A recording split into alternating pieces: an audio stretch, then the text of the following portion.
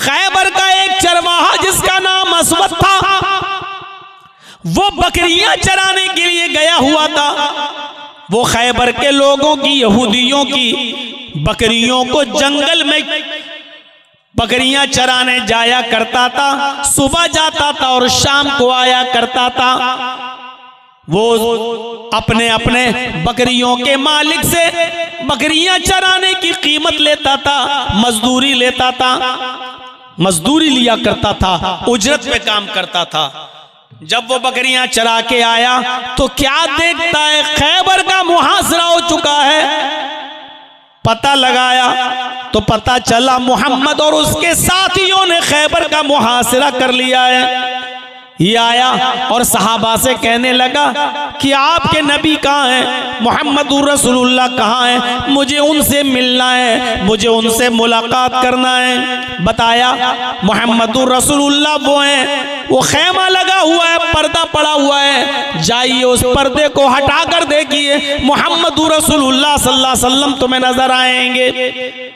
असवद नाम का ये बकरियों का चराने वाला ये यहूदी मोहम्मदुर रसूलुल्लाह के पास जाता है। उसके जहन में ये तसव्वुर था, उसके जहन में ये ख्याल था कि मोहम्मदुर रसूलुल्लाह के पास तो अच्छे खासे बॉडीगार्ड होंगे, इतने बड़े नबी और सहाबा इतनी इज्जत करते हैं उनकी, तो उनके पास तो बहुत बड़े बॉडीगार्ड होंगे, कई कई बॉडीगार्ड तलवारें लिए खड़े होंगे और आसानी से मुलाकात नहीं होगी। पहले हैं अपार्टमेंट लेना पड़ेगा, उसके बाद में मुलाकात होगी। आप आज मिले ना मिले, कल मिलने का टाइम दें या परसों मिलने का टाइम दें, पता नहीं कब टाइम देंगे। उसके जहन में ये तसव्वुर था कि पता नहीं मुझे मिलने का टाइम कब मिलेगा। लेकिन चले, जब उसने खेमे का पर्दा हटाया तो क्या देखता है कि मोहम्मदुर रसूलुल्लाह सल्लल्लाहु अलैहि वसल्लम आलीशान कालीन पर नहीं बैठे हैं, सोफे पर नहीं बैठे हैं, नरम गरम बिस्तर पर नहीं बैठे हैं, बल्कि कच्ची जमीन पर खजूर के पत्तों की चटाई बिछी हुई है। उसी चटाई पर मोहम्मदुर रसूलुल्लाह तशरीफ फरमाए। इसने कहा, क्या आप मोहम्मदुर रसूलुल्लाह हैं? आपने सर उठाया, फरमाया जी। असवद ने कहा, मैं असवद हूं, मैं यहूदी हूं और इसी खैबर का रहने वाला हूं जिसको आपने चारों तरफ से घेर लिया है। मैं आपसे मुलाकात करना चाहता हूं, कुछ बात करना है मुझे। आपने कहा अंदर आ जाओ। वो यहूदी अंदर चला गया, नबी अकरम सल्लल्लाहु अलैहि वसल्लम के पास बैठ गया। अल्लाह के नबी ने कहा, बोलो क्या कहना चाहते हो?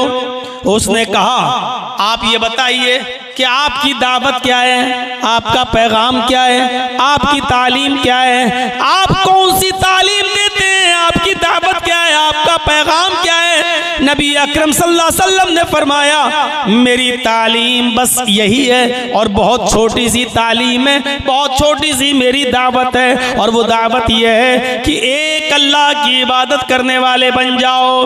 कुल ला इलाहा इल्लल्लाह, सिर्फ एक अल्लाह की इबादत करो, इस बात का इकरार कर लो कि अल्लाह के अलावा कोई माबूद नहीं।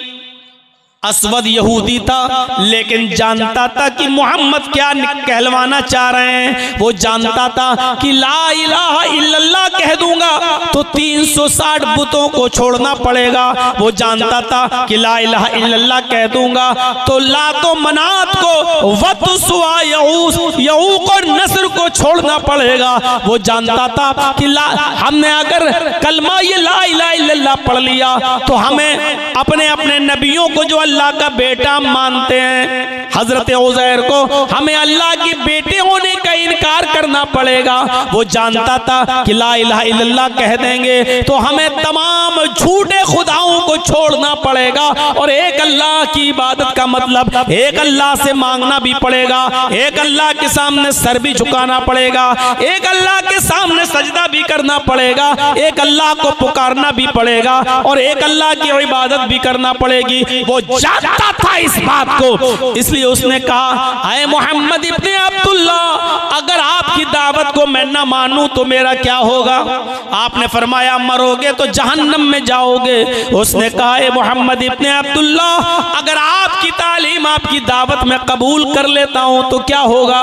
फरमाया, अगर तुमने मेरी दावत कबूल कर ली तो तुम जन्नत में जाओगे, यानी ला इलाहा इल्लल्लाह पढ़ लोगे तो इन्नल इस्लाम यहदिमु मा कान क़ब्ला, तो इस्लाम तुम्हारे सारे गुनाहों को माफ कर देगा। इस्लाम लाए, सारे गुनाह तुम्हारे मिट जाएंगे और माफ हो जाएंगे। उसने कहा ठीक है, अपना हाथ बढ़ाइए। अल्लाह के नबी ने अपना हाथ बढ़ाया। उसने कहा, अशहदु अल्ला इलाहा इल्लल्लाह व अशहदु अन्ना मुहम्मदन अब्दुहु व रसूलुहु। ये कलमा पढ़ा और मुसलमान हो गया, इस्लाम ले आया। कलमा पढ़ते ही इस्लाम लाया, मुसलमान हो गया। अब दूसरा सवाल देखिए, इस्लाम तो ले आया, कलमा तो पढ़ लिया ला इलाहा इल्लल्लाह। अब उसका दूसरा सवाल, अय मोहम्मदुर रसूलुल्लाह, अय अल्लाह के नबी, मुझे कोई काम बता दीजिए। अभी तक तो मैं यहूदी था और यहूदियों की बकरियां चराया करता था। ये बकरियां मेरे पास मौजूद हैं। आपने खैबर को घेर लिया है, ये बकरियां उनके मालिकों तक मैं कैसे पहुंचाऊंगा? और इस्लाम ले आया, अब कोई काम तो बताइए, अब मैं काम क्या करूंगा? आपने कहा तुम जिहाद करने चले जाओ। जिहाद, नमाज का वक्त नहीं था। जिस वक्त वो इस्लाम लाया उस वक्त किसी नमाज का वक्त नहीं था, इसलिए आपने उससे ये नहीं कहा कि नमाज पढ़ो। रमजान का महीना नहीं था, इसलिए आपने उससे ये नहीं कहा कि रमजान का रोजा रखो। हज का महीना नहीं था, इसलिए आपने उससे ये भी नहीं कहा कि तुम हज करने जाओ। जब हज का महीना नहीं, रोजे का महीना नहीं, तो आपने ना रोजे का हुक्म दिया, ना हज का, नमाज का कोई वक्त भी नहीं, इसलिए आपने उससे यह भी नहीं कहा कि नमाज पढ़ो। आपने कहा कि जिहाद में शामिल हो जाओ, जाओ फला जगह। उसने कहा अल्लाह के नबी, ये लोगों की बकरियां हैं। आपने फरमाया हाँ, अगर इन बकरियों को यहाँ छोड़ गए और जिहाद में चले गए और शहीद हो गए तब भी जन्नत नहीं मिलेगी, जब तक इन बकरियों को उनके मालिकों के हवाले न कर दो। जाओ पहले इन बकरियों को उनके मालिक के हवाले कर दो। देख रहे हैं, अमानत में खयानत नहीं कर सकते हो, चाहे कितना बड़ा नेक अमल आप कर जाइए, लेकिन अगर आपने किसी का हक मारा है तो आपको जन्नत नहीं मिलेगी। आप किसी के साथ बेईमानी कर रहे हैं, किसी की अमानत में खयानत कर रहे हैं, तो आपके लिए जिहाद जैसा अमल भी बेकार हो जाएगा। जिहाद जैसा अमल भी आपका काबिल कबूल नहीं है। आपने कहा जिहाद में बाद में जाना, पहले लोगों की बकरियों को उनके मालिकों के हवाले कर दो। आपने कहा जाओ खैबर का थोड़ी देर के लिए दरवाजा खोल दो और ये आदमी असवद उस खैबर के अंदर दाखिल हो जाए और लोगों की बकरियों को लोगों के हवाले कर दे। उसने सहाबा से कहा कि बस इन बकरियों को मुझे दरवाजे तक पहुंचाना है, आप दरवाजा खोल दीजिए। जैसी दरवाजा खोला, बकरियां दरवाजे के अंदर दाखिल हो गईं और वहां से वो अपने अपने घर चली गईं, क्योंकि बकरियों को इतनी शनाख्त थी कि मेरा घर कौन सा है। बस दरवाजे तक बकरियों को छोड़ा और बकरियां अपने अपने मालिकों के घर चली गईं।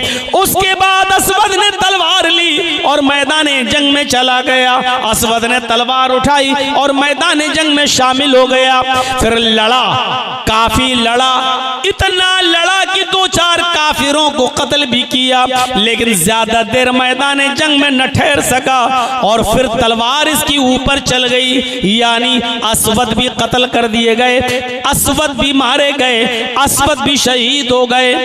असवद की डेड बॉडी पड़ी है, असवद की लाश जमीन के ऊपर पड़ी है। सहाबा आके देख रहे हैं, जो लोग मैदान जंग में थे उनको पता ही नहीं ये कौन है, क्योंकि अभी इस्लाम लाया है, पता ही नहीं ये कौन है। अल्लाह के रसूल को बुलाया गया, आए अल्लाह के नबी, इस लाश के साथ क्या सलूक करूं, हम तो इसको पहचानते नहीं कि ये कौन है। ये आया, हमारी तरफ से मुदाफियत किया, 2-3 काफिरों को मारा और फिर किसी की तलवार इसको भी लग गई और ये भी मारा गया। इस लाश का क्या करूं, हमें तो मालूम नहीं है कौन है। आपने फरमाया ये असवद है, खैबर का यहूदी था, अभी थोड़ी ही देर पहले तो इस्लाम लाया, अभी तो मुसलमान हुआ और जंग में शरीक हो गया और कत्ल कर दिया गया, शहीद हो गया। ये पहला शख्स है, यहां गौर कीजिएगा, ये पहला शख्स है जिसने एक भी नेकी नहीं की। ये पहला शख्स है जिसने एक भी नमाज नहीं पढ़ी। ये पहला शख्स है जिसने एक भी रोजा नहीं रखा। ये पहला शख्स है जिसने एक भी हज नहीं किया। इस्लाम लाया, कलमा पढ़ा, जिहाद में शामिल हुआ और कत्ल कर दिया गया, मारा गया, शहीद हो गया। अल्लाह ने इसको जन्नत दे दी, यानी ये जन्नत का मुस्तहिक हो गया। देखिए, पूरी जिंदगी गुनाह के काम करता रहा, यहूदी रहा, मुशरिक रहा, काफिर रहा, लेकिन कलमा पढ़ते ही जिहाद में शामिल हो गया, शहीद हो गया और जन्नती। एक भी नमाज नहीं पढ़ी लेकिन जन्नती, एक भी रोजा नहीं रखा लेकिन जन्नती, एक भी हज नहीं किया लेकिन जन्नती। तो ला इलाहा इल्लल्लाह का माना समझ रहे हैं आप? ईमान का सबसे अफजल और आला दर्जा क्या है? ला इलाहा इल्लल्लाह कहना। इसने ला इलाहा इल्लल्लाह कह दिया और जन्नत का मुस्तहिक हो गया। आइए, एक 12 साल का बच्चा यहूदी का अल्लाह के रसूल की बात सुनता था, नबी की खिदमत करता था, नबी की सेवा करता था, और नबी की बात सुनकर उसका दिल नबी की बातों पर आता था। वो चाहता था कि हम इस्लाम ले आएं, लेकिन उसका बाप उसको डांट कर कहता था, बताऊं अभी तू मोहम्मद की बात मानेगा, तू मोहम्मद का कलमा पढ़ेगा, तू मोहम्मद पर ईमान लाएगा, मोहम्मद के रब पर ईमान लाएगा। अपने बाप का गुस्सा देखकर ये 12 साल का बच्चा डर जाता था और फिर बेचारा कुछ नहीं कर पाता था। आता था, नबी की बात सुनता था, नबी की खिदमत करता था और चला जाता था। एक दिन पता चला कि वो बीमार हो गया। अल्लाह के नबी ने कहा कई दिन से वो आया नहीं। फरमाया वो तो बीमार है। अल्लाह के नबी वो तो बीमार हो गया है। आपने फरमाया चलो मुझे उसके घर लेकर चलो। अल्लाह के रसूल उस 12 साल के यहूदी बच्चे के घर जाते हैं, दरवाजे को दस्तक देते हैं, दरवाजा खोला जाता है, यहूदी घर में अंदर आने की इजाजत देता है। अल्लाह के नबी उस छोटे से 12 साल के बच्चे के पास जाकर बैठ जाते हैं और उसकी हालत इतनी गंभीर है कि वो तकाका यानी सांसें ले रहा है, ये हाल है उसका। अब मरा कि तब मरा, अभी रूह निकली कि तब निकली, कंडीशन उसकी बहुत नाजुक। और वो अल्लाह के नबी को देख रहा है। अल्लाह के रसूल ने उसके सर पे हाथ रख कर कहा, कुल या गुलाम ला इलाहा इल्लल्लाह, आए बच्चे अपनी जबान से ला इलाहा इल्लल्लाह कह दो। कंडीशन देख रहे हैं, बच्चा मरने वाला है, आखिरी सांसें ले रहा है, और अल्लाह के नबी ऐसी कंडीशन में उससे क्या कह रहे हैं, बेटा बच्चे, आए गुलाम, आए बच्चे, ला इलाहा इल्लल्लाह पढ़ ले। उस लड़के ने अपने बाप की तरफ ऐसे देखा, गोया कि कह रहा हो कि अब्बू मेरा दिल इनकी तरफ है, इनकी तालीम की तरफ है, मेरी पूरी जिंदगी में आपने मुझे परमिशन नहीं दी, आज तो इनकी बात मान लेने दीजिए। जबान से कह नहीं पा रहा है, लेकिन ऐसे देखकर इशारा देख रहा है अपने बाप को। उसके बाप ने समझ लिया कि मेरा बेटा जब आता था अल्लाह के रसूल के पास से तो मुझसे नबी की तारीफ करता था, मोहम्मदुर रसूलुल्लाह की बातें बताता था और इस्लाम लाने के लिए आमादा था, लेकिन मेरे डर की वजह से नहीं लाता था। तो बाप ने आज अपने बच्चे के चेहरे को देखा तो क्या फरमाया, बेटे क्या फरमाया, या बुनैया अबुल कासिम, आए मेरे बेटे तुम अबुल कासिम की बात मान लो, आए मेरे बेटे आज तुम मोहम्मदुर रसूलुल्लाह की बात मान लो, ये जो कह रहे हैं कलमा पढ़ने के लिए तुम कलमा पढ़ लो। उस बच्चे ने मुस्कुराते हुए कहा, जब देखा कि बाप ने इजाजत दे दी तो वो बच्चा मुस्कुराया और मुस्कुराकर उसने कलमा पढ़ा, अशहदु अल्ला इलाहा इल्लल्लाह व अशहदु अन्ना मुहम्मदन अब्दुहु व रसूलुहु। बुखारी के अल्फाज, यहाँ उसने कलमा पढ़ा और कलमा पढ़ते ही उस बच्चे का इंतकाल हो गया। कलमा पढ़ते ही उस बच्चे की रूह कब्ज़ से उनसुरी से परवाज कर गई। कलमा पढ़ा और कलमा पढ़ते ही उस बच्चे की रूह कब्ज़ से उनसुरी से परवाज कर गई। अल्लाह के नबी सल्लल्लाहु अलैहि वसल्लम ने जब देखा कि उसकी सांसें काम नहीं कर रही हैं, उखड़ गई हैं, दिल काम नहीं कर रहा, धड़कनें बंद हो गई हैं, समझ गए कि ये बच्चा इंतकाल कर गया। सबको यकीन आ गया बच्चा मर गया। अल्लाह के नबी अपने जहां बैठे थे उसके सिरहाने के पास वहां से उठते हैं और खड़े होकर ये जुमले अदा करते हैं, अल्हम्दुलिल्लाहिल्लज़ी अनक़ज़हु अनिन्नार।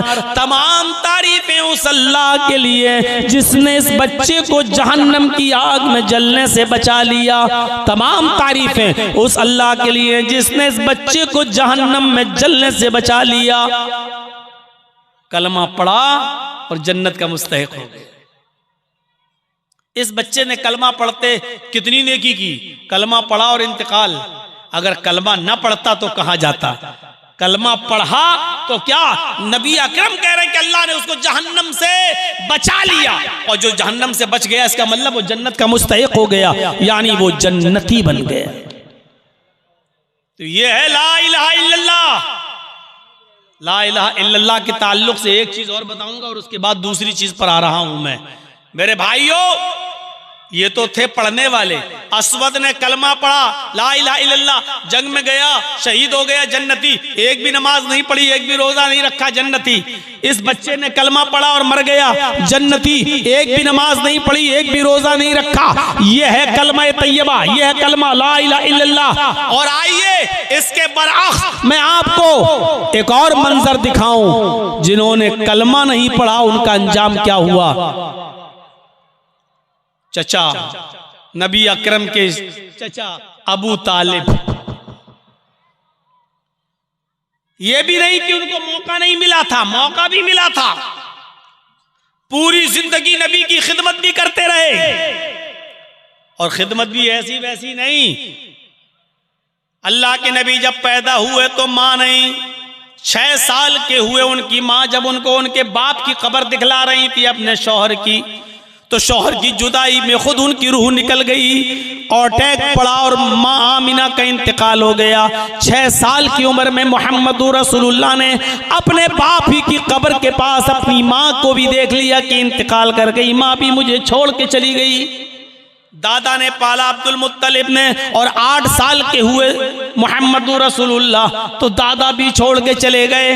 अब 8 साल से लेकर 25 साल तक, जब तक कि मोहम्मद रसूलुल्लाह की शादी नहीं हो गई हजरत खदीजा से, तब तक मोहम्मद रसूलुल्लाह को अबू तालिब खिलाते रहे, पिलाते रहे, पालते रहे, पोसते रहे, बड़ा करते रहे, जवान करते गए, यहाँ तक कि खदीजा से निकाह हो गया। उसके बाद भी अपने पास रखे रहे, यहाँ तक कि आपकी उम्र 40 साल हो गई और नबी बन गए। और नबूवत के बाद जब खुल्लम खुल्ला दावत व तबलीग का हुक्म दिया गया तो आपने खुल्लम खुल्ला दावत व तबलीग का परचम लहराया। काफिरों ने मारा, सताया, तो अबू तालिब मोहम्मद रसूलुल्लाह को बचाते रहे। अल्लाह के नबी लोगों को एक अल्लाह की दावत देते रहे, और जो परेशानियां आती थी अबू तालिब उस पर बचाते रहे। और एक दिन आया कि काफिरों ने यहाँ तक कह दिया कि अबू तालिब अब पानी हद से आगे चढ़ गया, आए अबू तालिब अब पानी बहुत ज्यादा सर चढ़ गया है, अब अबू भतीजे को मेरे हवाले करो, इसने हमारा जीना दो भर कर दिया है, इसने हमारा रहना दो भर कर दिया है, इसने हमारे माबूदों को बुरा भला कह कह कर हमारी जिंदगी तंग कर दी है। अब हम आपके भतीजे को नहीं छोड़ेंगे, इस भतीजे को हमारे हवाले करो। अबू तालिब ने कहा, वाह, अपना भतीजा हम तुम्हें दे दें और तुम इसको सजा दो। मैंने बड़ी प्यार से मोहब्बत से पाला पोसा बड़ा किया। फरमाया, अगर आपको बच्चे पालने का इतना शौक है तो मैं अपना बेटा तुम्हें दे देता हूँ। आय अबू तालिब, तुम उस बच्चे को खिलाओ, मैं अपना बेटा दे देता हूँ, तुम उसको खिलाओ पिलाओ बड़ा करो, वो तुम्हारी खिदमत करेगा, तुम्हारे साथ रहेगा, लेकिन तुम्हारे भतीजे को मैं मारूंगा और तुम्हारे भतीजे को हमारा समाज, हमारी सोसाइटी जो सजा देगी वो देगी। अबू तालिब ने कहा, वाह, कितना अच्छा फैसला कर रहे हो, तुम्हारे बच्चे को मैं खिलाऊं पिलाऊं, पाल पोस कर बड़ा करके सांड बनाऊं, सांड कर दूं, और मेरे भतीजे को ले जाकर तुम उसकी तिक्का बोटी करो, तुम उसको कत्ल करो, तुम उसको मारो। कितना अच्छा फैसला कर रहे हो तुम, ये फैसला है तुम्हारा। तो आए अबू तालिब, तो अब समझ लो कि मामला कितना आगे बढ़ने वाला है। तुम्हारे भतीजे ने हमारा रहना दोबर कर दिया है, जिंदगी तंग कर दी है। समझा लो अपने भतीजे को, अगर नहीं माना तो जहां मिलेगा हम तुम्हारे भतीजे को कत्ल कर देंगे। जब ये सारे लोग चले गए तो अबू तालिब ने मोहम्मदुर रसूलुल्लाह को बुलाया और एक ही बात कही कि मेरे भतीजे, मैं तुम्हें बेटे की तरह पाला हूँ, पोसा हूँ, पाल पोस कर तुम्हें बड़ा किया हूँ। अब इन काफिरों को इनके हाल पे छोड़ दो। ये अब पानी हद से ज्यादा चढ़ गया है, अब इनकी बर्दाश्त से बाहर हो गया है। अरे मेरे भतीजे, ये तुम्हें कत्ल करना चाहते, तुम्हें मारना चाहते हैं, और मैं भी इतना कमजोर हो चुका हूँ कि अब मैं तुम्हारी कितनी मदद कर सकता हूँ ये तुम देख सकते हो। मेरे ना तवा कांधों पर, मेरे कमजोर कांधों पर इतना बोझ न डालो कि मैं उसे बर्दाश्त न कर सकूं। मेरे ना तवा कांधों पर इतना बोझ न डालो कि मैं उसे सह न सकूं। मेरे ना तवा कांधों पर इतना बोझ न डालो कि मैं उसे बर्दाश्त न कर सकूं। इसके बाद अल्लाह के नबी ने जवाब दिया है, चचा अगर ये काफिरीन मक्का सूरज उखाड़ के लाएं दाएं हाथ पे रख दें और चांद उखाड़ के लाएं बाएं हाथ पर रख दें, फिर भी मैं दीन हक से बाज नहीं आऊंगा, फिर भी मैं ला इलाहा इल्लल्लाह की दावत देता रहूंगा। रही आपकी बात तो आप अगर मदद न करना चाहे तो मत कीजिए, अगर आप अपना हाथ उठाना चाहते हैं तो उठा लीजिए, आपकी मर्जी है, लेकिन मैं तो दावत देता रहूंगा। ये कहकर आप जाने लगे तो भतीजे को आवाज देते हुए चचा ने भतीजे को आवाज दी। अपने भतीजे की आंखों में आंसू देखे, मोहम्मदुर रसूलुल्लाह की आंखों में आंसू देखे, तो चचा ने उनको आवाज दी और बुलाया, यब्ना अखी, आए मेरे भाई के बेटे, यानी आए मेरे भतीजे, इधर आओ। रोने की जरूरत नहीं है। अगर तुम्हें अल्लाह ने तौहीद की दावत देकर भेजा है, अगर तुम्हें ला इलाहा इल्लल्लाह का मिशन पूरा करना है तो जाओ, मैं तुम्हें इजाजत देता हूँ, खुलकर तुम दावत और तबलीग का फरीजा अंजाम दो। अरे मेरे भतीजे, मेरी जिंदगी में कोई तुम्हारे ऊपर आंच नहीं आ सकती, मेरी जिंदगी में कोई भी तुम्हें टच नहीं कर सकता। मैं कमजोर हो गया हूँ, कोई बात नहीं, लेकिन अभी जिंदा हूँ, देखता हूँ कि मेरी जिंदगी में तुम्हारा कौन क्या करता है। जाओ तुम दावत का काम करो, तुम ला इलाहा इल्लल्लाह की दावत दो। इतनी मदद की थी चचा ने, अबू तालिब ने, इतनी मदद। लेकिन जब अबू तालिब के मरने का वक्त आया, आखिरी वक्त है, बूढ़े हो चुके हैं, आखिरी सांसें ले रहे हैं, तो उस मौके पर अल्लाह के नबी सल्लल्लाहु अलैहि वसल्लम ने अपने चचा से कहा, क़ुल या अम्मी ला इलाहा इल्लल्लाह, आए मेरे चचा ला इलाहा इल्लल्लाह कह दो। आए मेरे चचा, आखिरी वक्त है, इस बीमारी में कोई आदमी बचता नहीं है, आए मेरे चचा ला इलाहा इल्लल्लाह कह दो। चचा ने इनकार किया।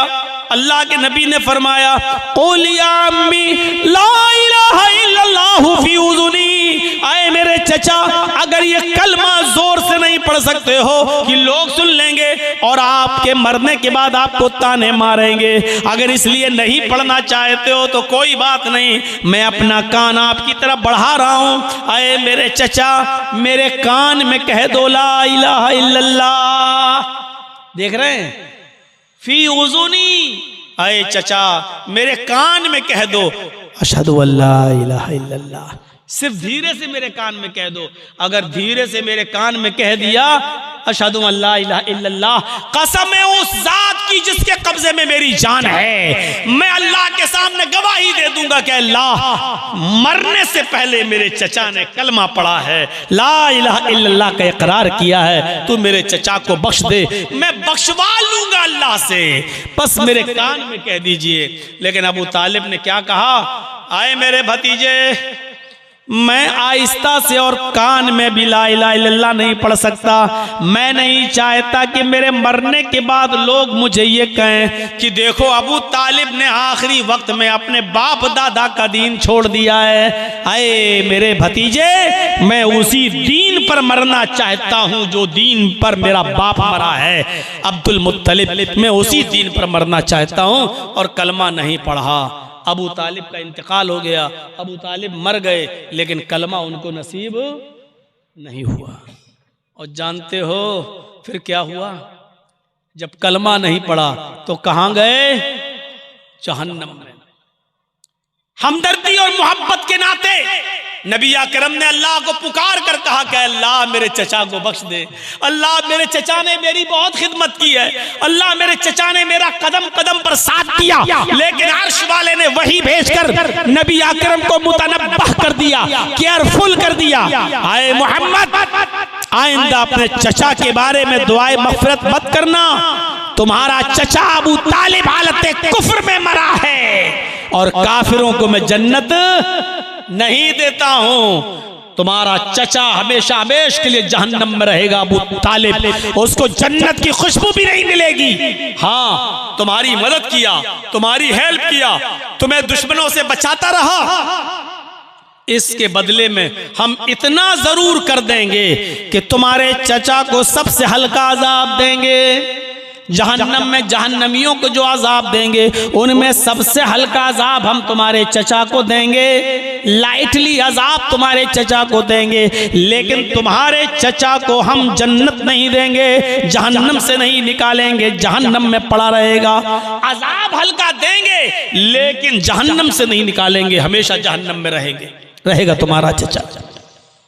अल्लाह ताला ने जो अजाब दिया है अबू तालिब को, जानते हो जहन्नम में सबसे हल्का अजाब, आग की 2 चिंगारी दोनों पैरों के नीचे रख दी, एक इस पैर के नीचे, एक इस पैर के नीचे। और चिंगारी क्या होती है? चूल्हा जलाते हो ना आप, चूल्हा जलाते हुए लकड़ी अंदर डालते हो तो चिंगारी फूटती है, या कभी कोयला जलाकर जब आप सर्दियों में तापते हो तो एक चिंगारी फूटती है। ये चिंगारी एक इस पैर के नीचे, एक इस पैर के नीचे, और इन दोनों चिंगारियों की वजह से हालत ये होगी, यगली मिनहुमा दिमागुहु, उनका दिमाग हांडी की तरह खौल रहा होगा। यगली मिनहुमा दिमागुहु, दिमाग हांडी की तरह खौल रहा है। जैसे हांडी के ऊपर आप गर्म पानी रख दो उबलने के लिए, तो गर्म पानी जब जोश मारता है, बॉयल होता है, उबलता है, बबूले छोड़ता है, ऐसी आग के 2 चिंगारियों की वजह से दिमाग खौल रहा होगा, उबल रहा होगा, पक रहा होगा। ये अजाब है जहन्नम के अंदर सबसे हल्का। तो मुझे बताने का मकसद यह है कि असवद ने कलमा पढ़ा, एक भी नमाज नहीं पढ़ी, जन्नती। उस बच्चे ने कलमा पढ़ा, एक भी न नमाज पढ़ी न रोजा, लेकिन जन्नती। और अबू तालिब ने पूरी जिंदगी नबी की खिदमत की, नबी को बचाया, नबी की हौसला अफजाई की और नबी का साथ किया, लेकिन मरने से पहले कलमा नहीं पढ़ा तो अबू तालिब जहन्नमी। मेरे भाइयों, और हमेशा हमेशा के लिए जहन्नमी, उस जहन्नम से कभी नहीं निकाला जाएगा। ये है कलमा। अफजलुहा क़ौलु ला इलाहा इल्लल्लाह, अफजल कलमा, अफजल दर्जा ईमान का ला इलाहा इल्लल्लाह का कहना है, ला इलाहा इल्लल्लाह पढ़ना। और दूसरी चीज व अदनाहा इमाततुल अज़ानित तरीक, दूसरी चीज रास्ते से तकलीफ दे चीज को हटा देना। वो अदनाहा इमाततुल अज़ानित तरीक, रास्ते से तकलीफ दे चीज को दूर कर देना। बहुत बड़ी बात है ये भी ईमान का हिस्सा है। आज रास्ते में कितनी तकलीफ दे चीजें पड़ी रहती हैं, आप हटाते हैं। एक पत्थर पड़ा है, आपने गाड़ी पत्थर देखा दूर से, मोड़ ली, आगे निकल गए, 4 व्हीलर टर्न किया, आगे निकल गए। अरे जब नजर पड़ ही गई थी एक बड़ा पत्थर पड़ा है, तो आप साइड करके अपनी गाड़ी को रोकते, उस बड़े पत्थर को वहां से हटा देते, क्या बिगड़ जाता आपका?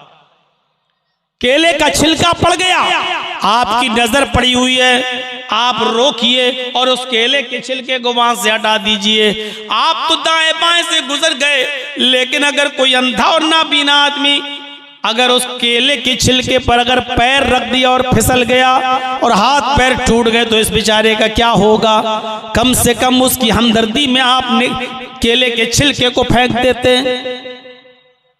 कांटा पड़ा हुआ है, आपकी नजर पड़ गई, अरे कोई छोटे बच्चे के पैर में चुभ सकता है, किसी बूढ़े आदमी के पैर में चुभ सकता है, कोई बूढ़ा आदमी केले के छिलके पर पैर रखकर फिसल सकता है, उसकी हड्डी टूट सकती है, और बुढ़ापे में हड्डी टूट जाए तो जल्दी जुड़ती भी नहीं है। ये तमाम चीजें अगर जहन में होती तो आप केले के छिलके को, पत्थर को, कांटे को, तकलीफ दे चीज को आप हटा सकते थे, लेकिन आपने तो देखा और गाड़ी को हल्का सा टर्न किया और आगे ले गए, केले का छिलका छिलका पड़ा रहा, पत्थर पड़ा रहा, कांटा पड़ा रहा। मेरे भाइयों, रास्ते से तकलीफ दे चीज को हटा देना भी ईमान का एक शोबा है, ईमान की एक ब्रांच है, ईमान का एक दर्जा रखता है अपने अंदर। आपको ऐसा करना पड़ेगा। और एक मसला याद रखिएगा, रास्ते से तकलीफ दे चीज को हटाना अगर सवाब है, रास्ते से तकलीफ दे चीज को हटाना अगर सवाब है, तो रास्ते में जानबूझकर तकलीफ दे चीजों को डालना गुनाह भी है। केला खाया, छिलका लिया, वो फेंक दिया है? कोई फल खाया, खाने के बाद उसका कांटा वो फेंक दिया। इसी तरीके से रास्ता जो लोगों के गुजरने का है, चलने फिरने का है, गए और आप नाक ली, झाड़ दिया, वहां बलगम आया, थूक दिया वहां। जो लोगों के आने जाने का रास्ता है, जो लोगों की गुजरगाह है, वहां ना लैट्रीन की जा सकती है, वहां ना नाक झाड़ी जा सकती है, वहां ना बलगम थूका जा सकता है, वहां ना कांटा फेंका जा सकता है, वहां ना केले का छिलका डाला जा सकता है, वहां ना पत्थर फेंका जा सकता है। अपने घर में झाड़ू लगाकर कूड़ा इकट्ठा करके घर के बाहर आम गुजरगाह पर नहीं डाला जा सकता है। ये लोगों को तकलीफ देने के जिम्न में आता है, लोगों को तकलीफ देने के जुमरे में आता है। इसी तरीके से कोई चीज किसी दुकान से आपको खरीदना है और आपने लोगों की गुजरगाह पर गाड़ी खड़ी कर दी, पार्क कर दिया, और अब आप सामान पैक कराने लगे। दाल दे दो, चावल दे दो, धनिया दे दो, मिर्चा दे दो, हल्दी दे दो, नमक दे दो, मसाला दे दो, और उसमें आपको आधा घंटा लग रहा है और आधे घंटे तक आपकी गाड़ी गलत जगह पर पार्क रही, लोगों को आने जाने में दिक्कत हो रही है और तकलीफ हो रही है। मेरे भाइयों, ये भी तकलीफ देने के जिम्न में शामिल है। हमारे बेटे की या बेटी की शादी हो रही है, घर के बाहर हमने टेंट लगा दिया है, बारातियों को वहां ठहरा दिया है, लोगों का गुजरने का रास्ता है वो। अब लोग जब देख रहे हैं कि यहाँ टेंट लगा हुआ है, रास्ता गुजरने का है, अब 1 किलोमीटर दूर से और 2 किलोमीटर दूर चक्कर काट के बेचारे वो कहीं जा रहे हैं। रास्ता रोकना और रास्ते में टेंट लगा देना, रास्ते में कुर्सियां डालकर बैठ जाना और आने जाने वालों को तकलीफ देना, ये भी तकलीफ देने के जिम्न में शामिल है। हम नहीं दे सकते ये तकलीफ। इसी तरीके से अभी रमजान का महीना आने वाला है। आज जो 11 फरवरी, अब तो 12 फरवरी हो गई है। मेरे भाइयों, गालिबन 2 मार्च से रोजा शुरू हो जाएगा। 20 दिन 18 दिन बस बाकी रह गए हैं रमजान का महीना शुरू होने में।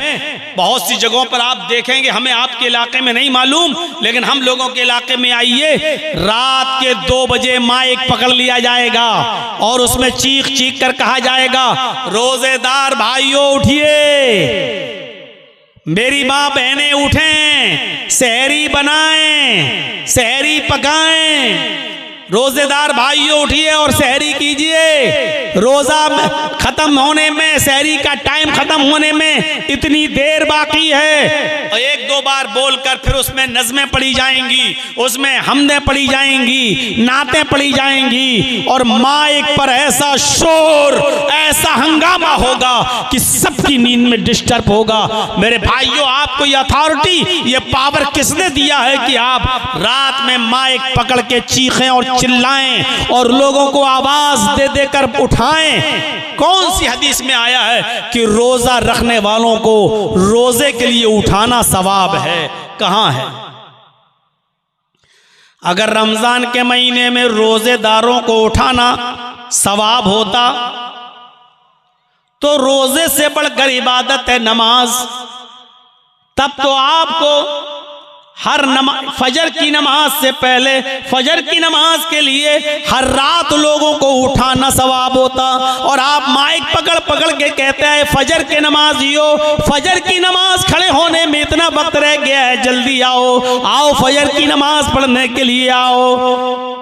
नमाज तो रोजे से बड़ी इबादत है। अगर नमाज के लिए लोगों को माइक लेकर उठाना जायज नहीं है तो मेरे भाइयों, फिर रोजे के लिए आपको माइक पकड़ के लोगों को उठाना कहां से जायज हो जाएगा? अब आप कहेंगे क्या रोजेदारों को उठाना गुनाह है? अरे उठा दिया तो क्या हो गया?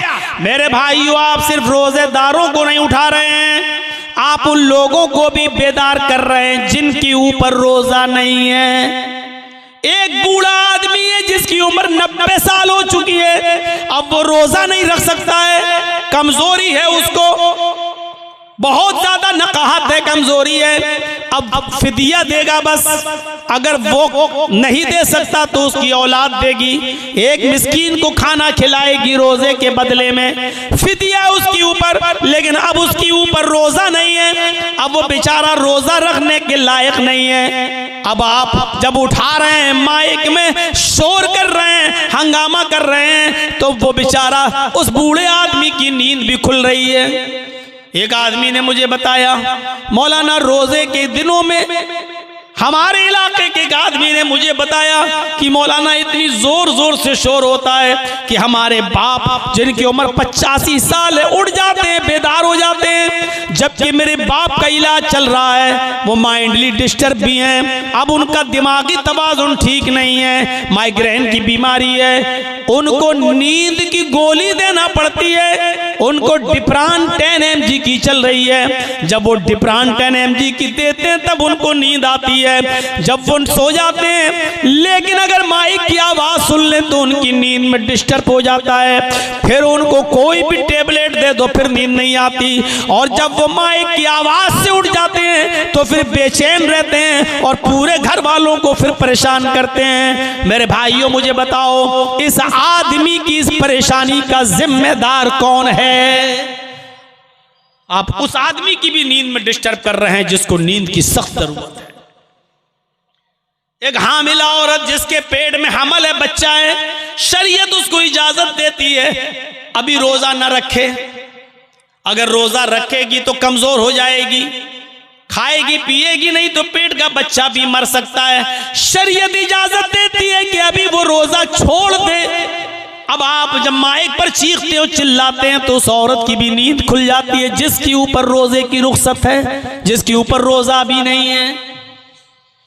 एक मुर्जिया औरत जो दूध पिलाती है अपने बच्चे को, शरीयत कहती है जब तक वो अपने बच्चे को दूध पिला रही है रोजा छोड़ दे, क्योंकि माँ जब खाएगी तो तो दूध बनेगा, जब दूध बनेगा तो बच्चे को पिलाएगी, और जब खाएगी ही नहीं तो दूध नहीं बनेगा, और जब दूध नहीं बनेगा तो बच्चा पिएगा क्या?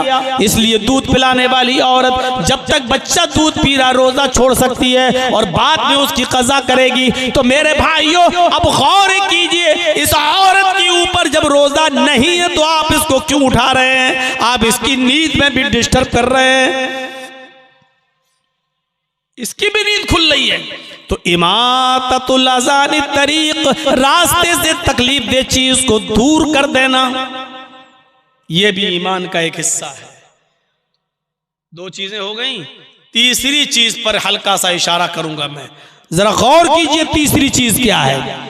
और इस तीसरी चीज का ताल्लुक हमारी माँ बहनों से भी है, हमारी माँ बहनें आई होंगी, जरा वो भी गौर करें। ये तीसरी चीज का ताल्लुक मर्दों से ज्यादा औरतों से है। वल हयाउ शुअबतुम मिनल ईमान, और हया ईमान का एक शोबा है। तीन चीजें बताई थी, ला इलाहा इल्लल्लाह हो गया, इस पर इमाततुल अज़ा यानी रास्ते से तकलीफ दे चीज को हटा देना, इस पर भी मैंने थोड़ी गुफ्तगू कर दी।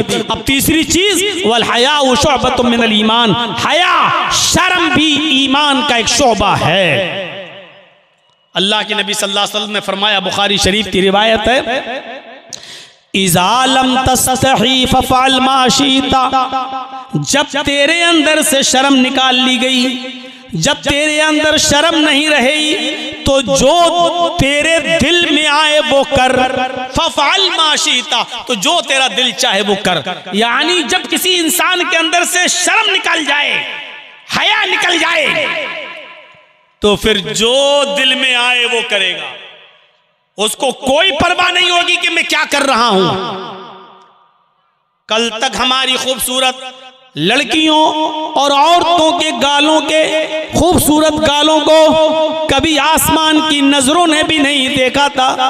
आज हालत ये हो गई है कि इंस्टाग्राम पर और टिकटॉक पर आप डांस करती हुई नजर आ रही हैं। मुझे नहीं मालूम कि आपके बिहार का, कटिहार का और पूर्णिया, हरिया और झारखंड, आपका गुड्डा, साहिबगंज, इन तमाम इलाकों का मामला क्या है, मुझे नहीं मालूम। आप गौर करके देखिए कि आपके इंस्टाग्राम पे आपके इलाके की लड़कियां क्या कर रही हैं। हमें इतनी जानकारी नहीं है। हम लखनऊ से ताल्लुक रखते हैं, लखनऊ के बारे में हमें इतना मालूम है कि बड़े बड़े हाजियों, बड़े बड़े नमाजियों और बड़े बड़े मुल्लाओं और बड़े बड़े मौलवियों और बड़े बड़े हाफिजों और बड़े बड़े कारियों की लड़कियां भी इंस्टाग्राम पर अपने सरों से दुपट्टे उतार उतार कर रील बना रही हैं, इंस्टाग्राम पर डांस करती हुई नजर आ रही हैं, नाच रही हैं। उनके कपड़े छोटे हो चुके हैं, शॉर्ट हो चुके हैं, उनके पिंडलियां खुल चुकी हैं, उनके घुटने भी खुल चुके हैं। मेरी प्यारे साथियों, गौर करो, जब हाजियों, नमाजियों की बेटियां महफूज नहीं रही तो और दूसरों के बारे में क्या बात करें। इज़ा लम तस्तही फफ़अल मा शिता, जब तेरे अंदर से शर्म हया ही निकाल ली गई तो जो तेरे दिल में आए वो कर। जब शर्म हया नहीं रहेगी तो इंसान यही सब करेगा। सोचिए तो सही, वेस्टर्न कल्चर ने हमें कहां पहुंचा दिया, मगरबी तहजीब ने हमें कहां पहुंचा दिया, पश्चिमी सभ्यता ने आज हमें कहां पहुंचा दिया। अब जब लड़की अपने घर में कैद रहने को और अपने घर में मुस्तकिल रहने को अपनी इंसल्ट समझने लगे तो फिर आप अंदाजा लगाओ कि ये हम और आप कहां जा रहे हैं। उससे कहो कि अपने बाप के लिए खाना बनाओ, सवाब है। अपने भाई को खाना खिलाओ तो सवाब है। अपने भाई के कपड़े धुल दो, बहन अगर धुल देगी तो क्या बिगड़ जाएगा। अफसोस ही है, अगर बहन अपने भाई के लिए घर में खाना बना दे तो आज की अक्ल परस्ती कहती है कि औरत की जिल्लत है। अगर घर में अपने बाप के लिए खाना बनाकर उसको सर्व कर दे तो आज की दुनिया कहती है कि ये देखो कि औरत को घर के चार दीवारी में कैद करके रख दिया। और वही हमारी बहन, वही हमारी बेटी किसी क्लब में जाकर शराब की बोतल और बियर की बोतलें कस्टमरों के सामने और नाचो गाना देखने आने वाले लोगों के सामने सर्व कर दे तो ये तरक्की। सोचिए तो, दिमाग लगाइए। हमारी बहन अगर हमारे लिए हमारे घर में कपड़ा धुल दे तो ये दकियानोसी। और होटलों में जाकर काम करे और मुसाफिरों के लिए कपड़ा धुले, चादर धुले और उसको बेड बिस्तर पे बिछाए तो ये तरक्की याफ्ता। हमारी बहन और हमारी बेटी अगर खाना लाकर हमें सर्व कर दे तो दकियानोसी। लेकिन प्लेन के अंदर, फ्लाइट के अंदर जाइए और प्लेन के अंदर वही स्कर्ट पहनकर अगर हमारी वही बहन और हमारी बेटी पैसेंजर्स के सामने खाना सर्व कर दे, उनके सामने ब्रेकफास्ट सर्व कर दे तो तरक्की याफ्ता। इस अकल ने हमें कहां का छोड़ा है। अपने भाई, अपने बाप के लिए, अपनी मां के लिए, अपनी बहन के लिए खाना सर्व करना तो दकियानोसी हो गया। और बाहर वालों के लिए खिलाना पिलाना तरक्की याफ्ता होने, लड़की की तरक्की याफ्ता होने की निशानी हो गई। फरमाया इज़ा लम तस्तही फफ़अल मा शिता, जब तुम्हारे अंदर शर्म हया नहीं रहेगी तो जो तेरा दिल चाहेगा वो करेगा। हमारी बहनों और बेटियों से जब शर्म हया निकाल ली गई तो यही सोच आ गई। वरना मेरे भाइयों गौर करो, शरीयत तो यहां तक कहती है और ये सबको मालूम है कि औरत मस्जिद में नमाज पढ़ने जा सकती है, इजाजत है, औरत मस्जिद में नमाज पढ़ने जा सकती है। बल्कि अल्लाह के नबी ने यहां तक फरमाया ला तमनउ मा अल्लाह युसल्लीना फिल मस्जिद, अगर तुम्हारी औरतें मस्जिदों में नमाज पढ़ने जाएं तो उनको हरगिज मत रोको, उनको जाने दो। अगर औरतें मस्जिद में नमाज पढ़ने की इजाजत मांगे तो दे दो। हदीस अपनी जगह पर है, औरतें मस्जिद में जा सकती हैं। मसला सुन लीजिए, औरतें मस्जिद में जा सकती हैं। दूसरी बात ध्यान में रखिए, अगर कोई औरत आपसे, आपकी बीवी, आपकी बहन बेटी अगर मस्जिद में नमाज पढ़ने की इजाजत मांगे तो आप उसको रोको मत, मस्जिद में नमाज पढ़ने की इजाजत दे दो, अपनी जगह पर सही। लेकिन इन